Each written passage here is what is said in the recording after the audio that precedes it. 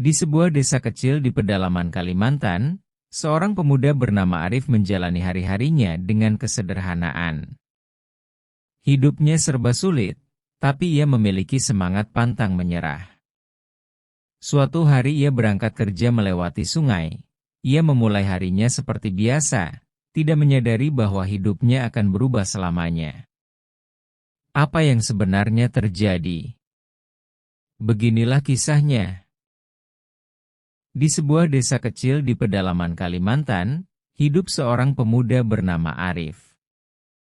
Desa itu dikelilingi oleh hutan yang lebat dan sebuah sungai besar, yang menjadi mata pencaharian masyarakat setempat. Arif tinggal bersama ibunya, Siti, di sebuah rumah panggung kayu yang sudah tua dan hampir roboh. Kehidupan mereka sangat sederhana.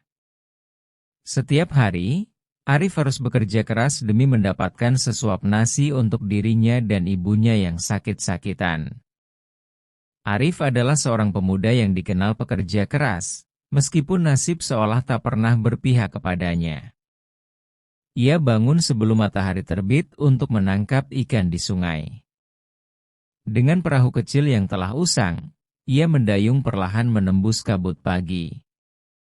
Setiap lemparan jalannya penuh dengan harapan, meski seringkali ia hanya mendapatkan ikan-ikan kecil yang bahkan tak cukup untuk dijual. Namun, semangatnya tak pernah padam. Ia selalu percaya bahwa suatu hari nanti, keberuntungan akan berpihak kepadanya.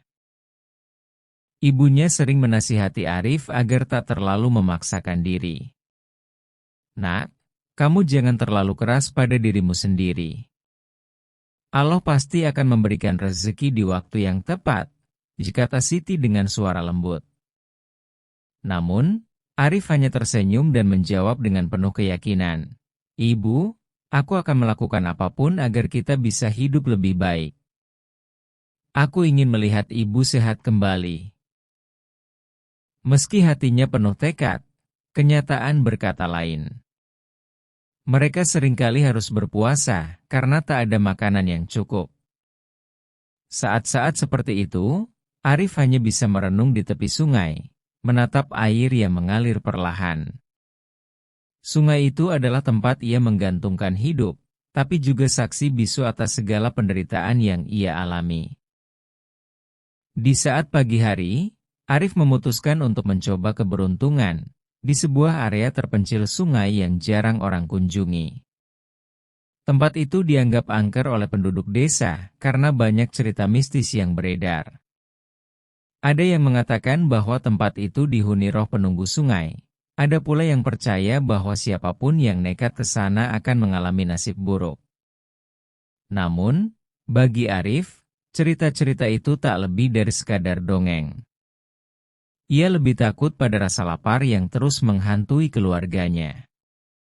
Dengan penuh keberanian, ia mendayung perahunya menuju tempat itu. Kabut pagi semakin tebal, membuat suasana di sekitarnya terasa semakin mencekam. Suara gemericik air dan kicauan burung hutan menjadi satu-satunya pengiring perjalanan Arif. Ia merasa tegang. Ia terus meyakinkan dirinya bahwa ini adalah langkah yang tepat. "Aku harus mencoba. Kalau tidak, aku tak akan pernah tahu apa yang ada di sini," katanya di dalam hati. Setelah tiba di tempat tujuan, Arif mulai menebar jalannya. Ia menunggu dengan sabar, berharap ada ikan yang masuk ke dalam perangkapnya. Namun, beberapa kali menarik jala, hasilnya tetap nihil. Arif mulai merasa putus asa, tapi ia memutuskan untuk mencoba sekali lagi. Ketika jala terakhir dilemparkan, tiba-tiba sesuatu yang besar menariknya dengan kekuatan luar biasa. Perahu kecil Arif terguncang hebat, hampir membuatnya terjatuh ke air. Dengan sekuat tenaga, ia memegang erat tali jala sambil mencoba menyeimbangkan tubuhnya. "Apa ini? Ikan sebesar apa yang aku tangkap?" pikirnya dengan perasaannya yang takut dan penasaran. Arif terus berusaha menarik jala itu ke atas.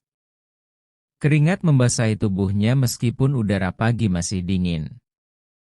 Perlawanan dari makhluk yang terperangkap di dalam jala semakin kuat, membuat Arif harus menggunakan seluruh tenaganya untuk menarik jala tersebut. Setelah perjuangan yang melelahkan, akhirnya Arif berhasil menarik jala itu ke permukaan. Betapa terkejutnya ia saat melihat seekor ikan arwana raksasa berada di dalamnya. Ikan itu memiliki panjang hampir 2 meter dengan sisi keemasan. Pemandangan itu begitu menakjubkan, hingga Arif hanya bisa terdiam sesaat. Ikan ini bukan ikan biasa, kata Arif. Ia menyadari bahwa ikan tersebut bukan hanya besar, tapi juga memiliki nilai yang sangat tinggi. Arwana adalah ikan yang dihormati di budaya lokal, sering dianggap membawa keberuntungan dan kekayaan. Namun, Arif juga tahu bahwa menangkap ikan sebesar ini adalah hal yang sangat langka. Arif segera mengikat ikan itu dengan tali agar tidak melarikan diri, lalu mendayung perahunya kembali ke desa. Di sepanjang perjalanan, pikirannya dipenuhi berbagai pertanyaan. Apakah ini jawaban atas doaku? Apakah ini rezeki yang selama ini aku tunggu? Namun, di balik rasa syukurnya, ada pula rasa cemas yang ia rasakan. Ia tahu bahwa membawa pulang ikan sebesar ini mungkin akan menarik perhatian banyak orang, termasuk mereka yang mungkin tidak menyukai keberhasilannya. Apa yang akan terjadi setelah ini? Pikirnya dengan hati yang cemas. Arif tak menyadari bahwa tangkapannya hari itu bukan hanya akan mengubah hidupnya, tetapi juga memicu konflik, menguji keberanian, dan membawa cerita cinta yang tak pernah ia bayangkan sebelumnya. Ketika Arif tiba di tepi desa, ia menarik perahunya dengan hati-hati. Ikan arwana raksasa yang ia tangkap masih hidup. Kilau sisi keemasan ikan itu menarik perhatian beberapa warga desa yang kebetulan berada di sekitar. Mereka kagum melihat tangkapan Arif. Arif, apa itu ikan arwana? Kok bisa sebesar itu? Tanya Pak Darto, seorang nelayan tua yang terkenal akan pengalamannya. Iya, Pak. Saya juga tidak menyangka. Ikan ini terjebak di jala saya, jawab Arif dengan nada masih tak percaya. Dalam hitungan menit, kabar tentang tangkapan Arif menyebar ke seluruh penjuru desa. Banyak warga yang datang ke rumahnya untuk melihat ikan itu. Ada yang terpesona, ada pula yang takjub, tetapi tak sedikit pula yang mulai menyebarkan bisik-bisik di antara mereka. Ikan sebesar itu pasti bukan ikan biasa. Mungkin ini pertanda buruk, ujar seorang warga dengan nada penuh kecurigaan. Mungkin dia melanggar adat. Bagaimana bisa dia mendapat keberuntungan sebesar ini?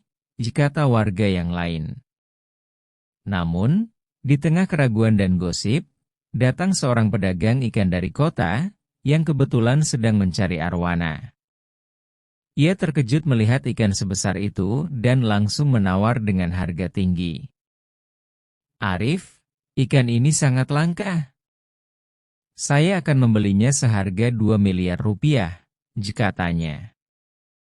Arif hampir tak percaya mendengar angka itu.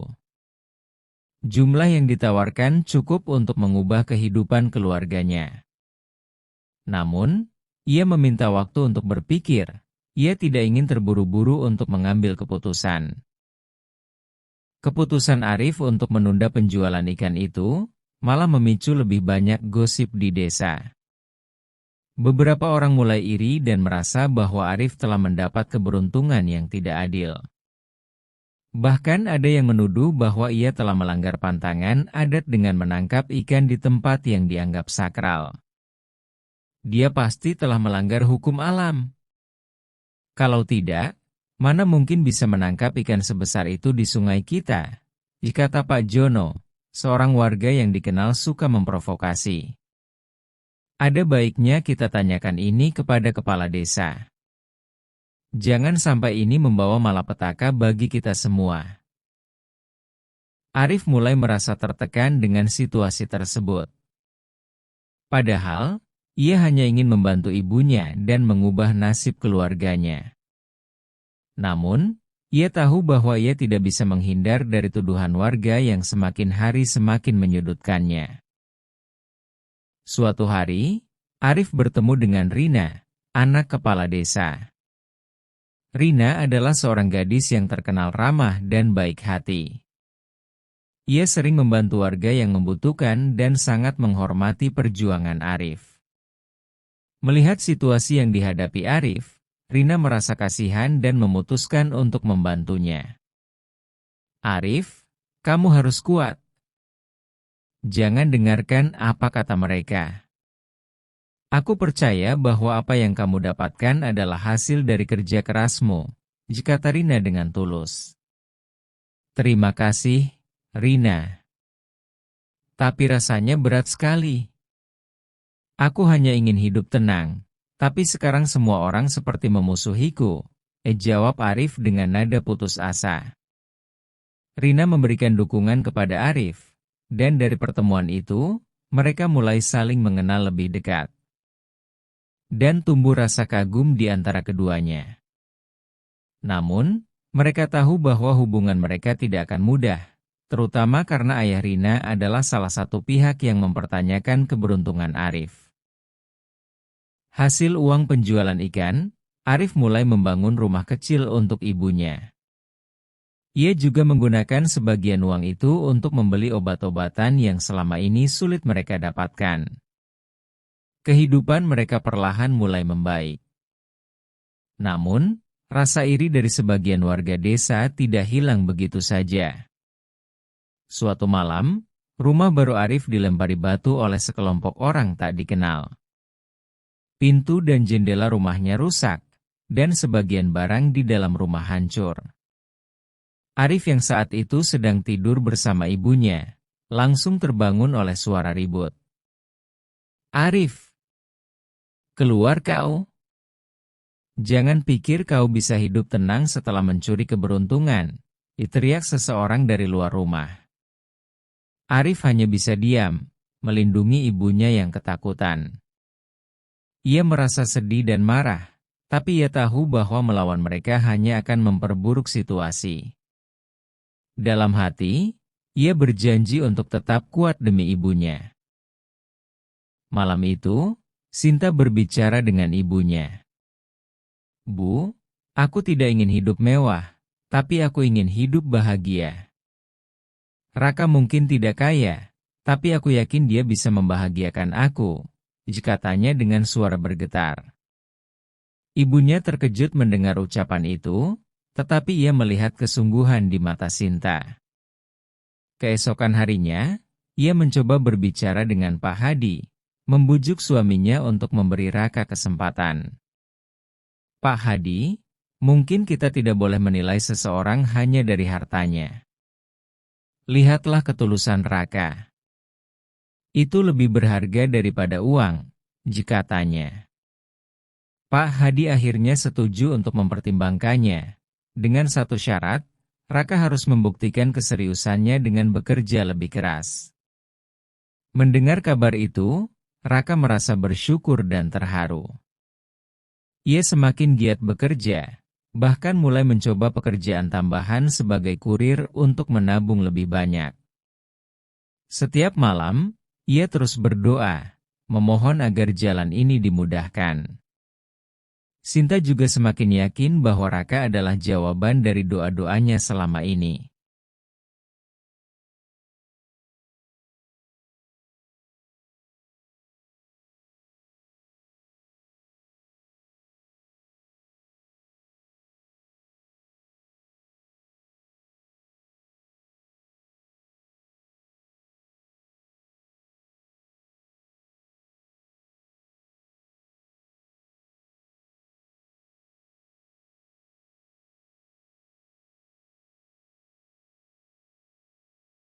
Malam itu, ketika Rina memberitahu Arif tentang rencana warga yang ingin mengusirnya, suasana di rumah Arif begitu tegang. Angin malam berhembus kencang. Arif duduk termenung di samping ibunya yang sedang tertidur. Kata-kata Rina terus teringat di pikirannya. Arif, kamu harus pergi. Warga sudah terlalu marah. Mereka merasa kamu melanggar adat. Kalau kamu tetap di sini, aku takut sesuatu yang buruk akan terjadi padamu, kata Rina dengan mata bersedih. Namun, Arif menatap Rina dengan mata yang penuh tekad. Rina, aku tidak bisa pergi. Ini rumahku, desa tempatku lahir dan tumbuh besar. Jika aku pergi, berarti aku mengakui tuduhan mereka. Aku harus membuktikan bahwa aku tidak bersalah, jawabnya dengan suara bergetar, namun penuh keyakinan. Rina hanya bisa menatap Arif dengan penuh keyakinan. Ia kagum dengan keberanian Arif, tetapi di sisi lain, ia khawatir dengan keselamatannya. Kalau begitu, aku akan bersamamu. Kita akan hadapi ini bersama, kata Rina. Keesokan harinya, warga berkumpul di balai desa, membawa rasa marah, iri, dan ketidakpercayaan. Kepala desa, yang juga ayah Rina, membuka pertemuan itu dengan nada serius.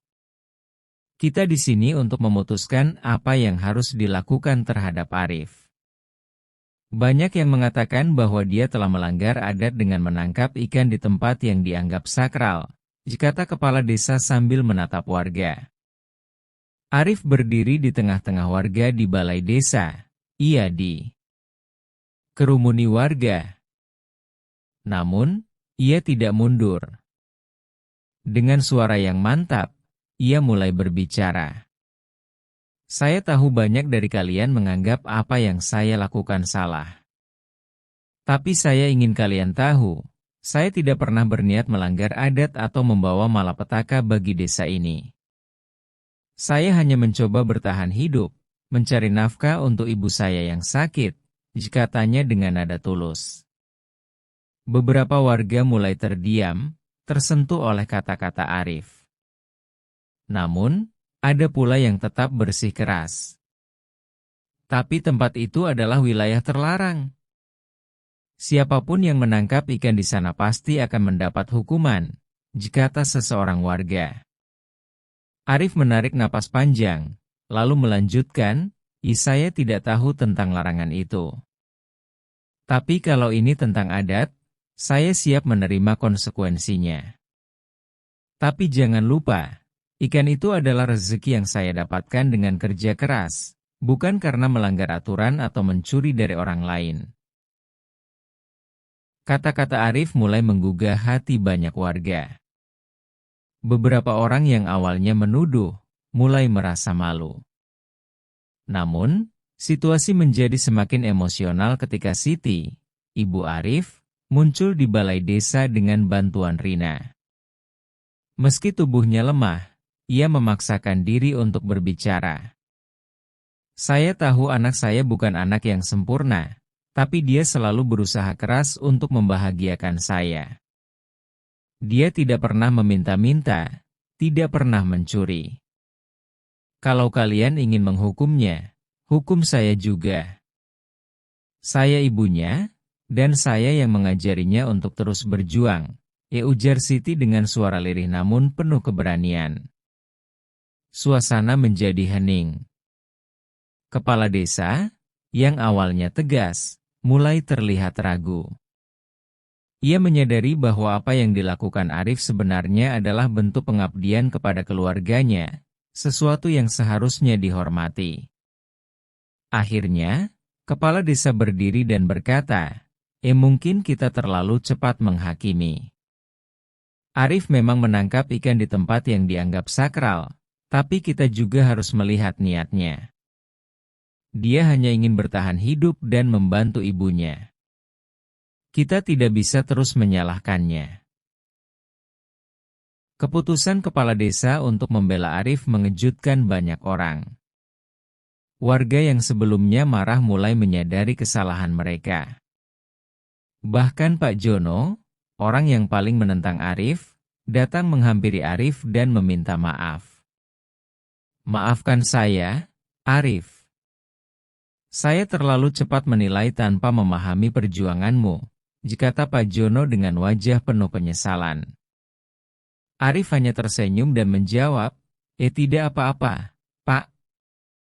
Saya hanya berharap kita bisa hidup damai tanpa saling menyalahkan. Namun, kejutan terbesar datang ketika kepala desa secara terbuka merestui hubungan Arif dan Rina. Rina, kalau kamu benar-benar mencintai Arif, aku tidak akan menghalangimu. Aku melihat bahwa dia adalah pemuda yang jujur dan pekerja keras. Dia pantas mendapatkan kebahagiaan, katanya dengan nada yang bijaksana. Rina yang mendengar itu langsung memeluk ayahnya, lalu menoleh ke Arif dengan senyum bahagia. Arif, yang selama ini merasa cinta mereka tidak akan mungkin terwujud, hanya bisa berdiri dengan raut muka yang bahagia. Setelah kejadian itu, hidup Arif menjadi berubah. Ia tidak hanya berhasil mendapatkan kepercayaan warga desa, tetapi juga cinta dari Rina. Dengan sisa uang hasil penjualan ikan arwana, ia membangun usaha perikanan yang melibatkan banyak warga desa. Usaha itu tidak hanya membawa manfaat bagi keluarganya, tetapi juga membuka lapangan pekerjaan bagi masyarakat sekitar. Perlahan, hubungan Arif dengan warga desa yang sempat renggang mulai pulih. Bahkan, banyak yang mengaku terinspirasi oleh perjuangan dan keberanian Arif. Ibunya, Siti, kini bisa menjalani hidup dengan tenang di rumah barunya. Kesehatannya pun perlahan membaik berkat pengobatan yang memadai. Sementara itu, hubungan Arif dan Rina semakin erat. Mereka bekerja sama untuk membangun masa depan yang lebih baik, tidak hanya untuk diri mereka sendiri, tetapi juga untuk desa yang mereka cintai. Kisah Arif menjadi legenda di desa itu. Dari seorang pemuda miskin yang berhasil bangkit dan membuktikan bahwa keberanian, ketulusan, dan kerja keras bisa mengubah segalanya. Sungai yang dulu dianggap angker kini menjadi simbol harapan, mengingatkan semua orang bahwa keajaiban bisa datang dari tempat yang tak terduga.